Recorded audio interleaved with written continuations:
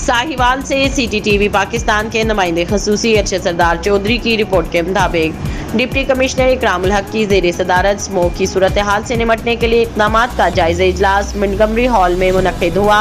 इजलास में additional deputy commissioner general Syed Usman Munir Bukhari, assistant commissioner Mohammad Ajman Chaudhry और Sardar Mehtab Khan, chief officer municipal corporation Ashfaq Ahmad, chief officer जिला कौंसल मोहम्मद नवाज समेत माहौलियात, एजुकेशन, सेहत, ट्रांसपोर्ट, ज़राअत, पुलिस, रेस्क्यू के अफसरान के अलावा भट्टा एसोसिएशन और राइस मिल्स के नुमाइंदान ने शिरकत की। डिप्टी कमिश्नर इकरामुल हक ने कहा कि कूड़ा करकट और फसलों की बाकियात को जलाना, भट्टों, गाड़ियों और फैक्ट्रियों से निकलने वाला धुआं स्मोक का बाइस बनते हैं। उन्होंने महकमे ज़राअत के अफसरान पर जोर दिया कि वो चावल के काश्तकारों से मुलाकात करें और फसलों की बाकियात को आग न लगाने के हवाले से तहरीरी सर्टिफिकेट्स लें। उन्होंने कहा कि जिगजैग टेक्नोलॉजी पर मुंतकिल ना होने वाले भट्टों के खिलाफ भी कार्रवाई अमल में लाई जाए और पंजाब हुकूमत की जानिब से जारी होने वाली SOPs पर अमल दरामद ना करने वाले भट्टों और फैक्ट्रीज को जुर्माने किए जाएं। उन्होंने मजीद कहा कि फिटनेस सर्टिफिकेट्स ना लेने और धुआं छोड़ने वाली गाड़ियों